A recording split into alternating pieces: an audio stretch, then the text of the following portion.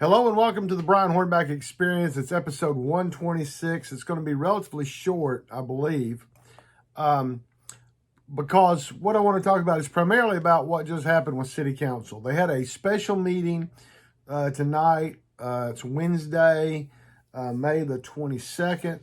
They had a meeting because of this House Bill 0817 by Elaine Davis. And it was originally, the Senate bill was Senate Bill 526, was originally by Richard Briggs. He pulled his sponsorship of that bill, and so now it's Frank Nicely's bill.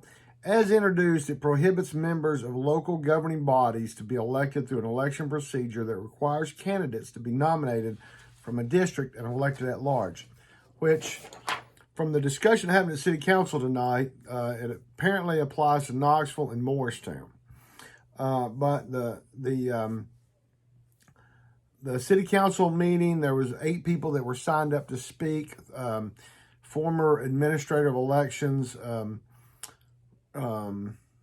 Cliff Rogers spoke, as well as former City Councilman Theodis Robinson. Theodis Robinson, he gave a historical perspective for why this election process came to be. It came from a city referendum, a City of Knoxville referendum in 1968. It was modified by a San Diego, California model, and it was because no blacks could get elected to City Council in the way that they were being elected.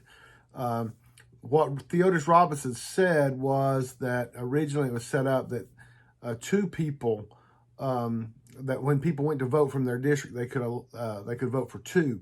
That's since changed. Okay, so now you vote for 1 in the district, but the top 2 vote getters advance. So apparently, when it was originally went in, you could vote for 2 in a district, and then it went citywide. But anyway, obviously, City Council is against it. And, I think rightfully so. If I were a city resident, and I'm not, as a city property owner, and I'm not, if I were on City Council, I would be against it. But looking at the history of the bill, it did, on March the 9th, there was a floor vote, regular calendar, on third consideration, this bill. The Knox County folks that voted for it were Carringer, Davis, Lafferty, and Zachary. And the one that voted against it was Gloria Johnson. But anyway, interesting to note on that is that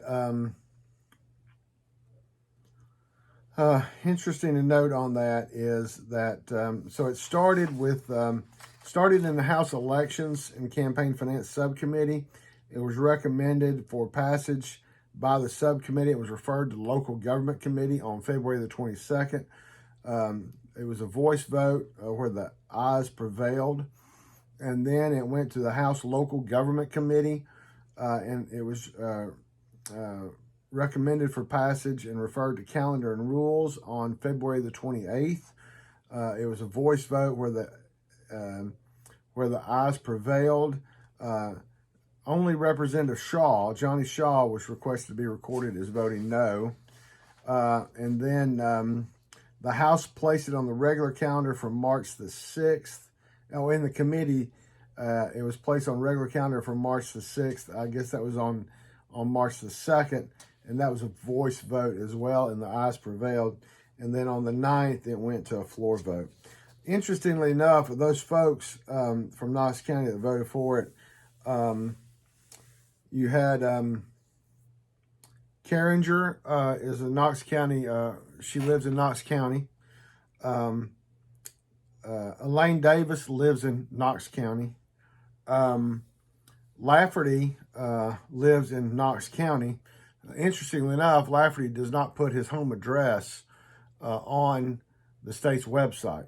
And Jason Zachary doesn't. He lists his office, his company address on the state's website, but his actual home that he owns is in Knox County only. Gloria Johnson is the only member, and she voted no. She is the only member that actually lives in Knoxville. Of course, as you know, if you live in Knoxville, you live in Knox County. But all those votes were votes that will only pertain to her. So as I said, it was assigned to a general subcommittee of the Senate, State, and Local Government Committee on the 7th, but then the sponsorship changed on the 14th of March. So according to Fiona McAnally with the city, I hope I got their name right. I know Fiona. She worked for Senator Ashley at one time, I believe, before she went to work for the city. She said it's coming up this coming Tuesday. So if you live in the city and you have an opinion, you need to reach out to folks in the state Senate. The bill is sitting, I guess, prepared in the House now. So it's up to the Senate to act.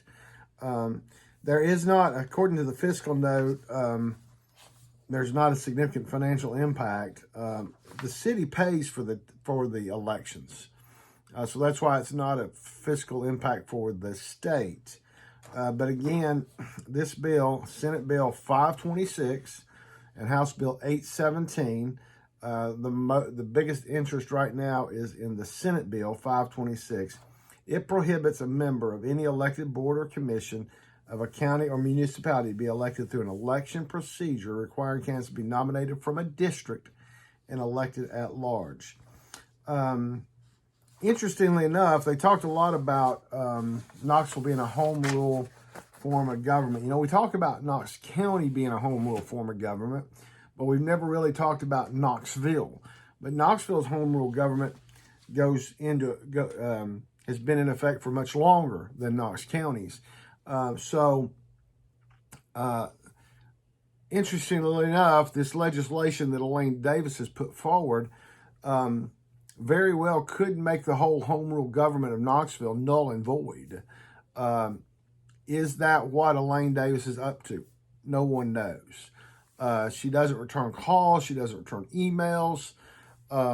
She wouldn't do a podcast during the campaign. You know, this is the same Elaine Davis that wanted to do away with early voting. And then once the heat got hot with Channel 10, she pulled the sponsorship on that bill. So interesting times in the legislature. You know, I understand as a member of the Tennessee Republican State Executive Committee, I understand what's going on with Nashville because purely partisan reasons, Nashville rejected the Republican National Convention for 2024. Purely partisan reasons. You know, it's funny that they have the infrastructure to have major conventions, major conferences, but they didn't want the Republican National Committee. So now the Republican National Committee is now in Wisconsin instead of being in Nashville, where we could make lots and lots of money in Tennessee. Let me know what you think about the background. I've changed it up a little bit, turned things around, tried to make it a little bit cleaner behind me. Still got the Kaz Walker photo, still got the city of Knoxville skyline, still got the Joe Wilson, the guy that was in Congress that got a lot of grief for yelling no to the president during the State of the Union address, but apparently my party can act a fool during the last one. Anyway, so we got Joe up there for a while. Probably change that sign out from time to time, but just trying to make the background a little bit cleaner, a little bit neater. You know, I wanted to make this short. I have reached out. I've attempted to reach out to Andrew Roberto, the vice mayor. My invitation to him is still out there. I'd love to talk with him about this bill some more.